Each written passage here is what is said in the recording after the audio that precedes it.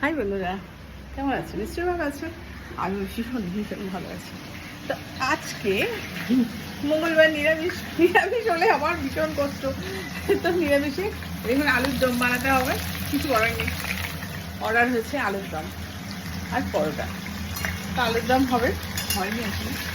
আর আপনারা আমাকে অবশ্যই সাপোর্ট করবেন। অনেক দিন আপনাদের সঙ্গে রেগুলার থাকতে পারিনি, অনেক অনেক অনেক সমস্যার মধ্যে ছিলাম।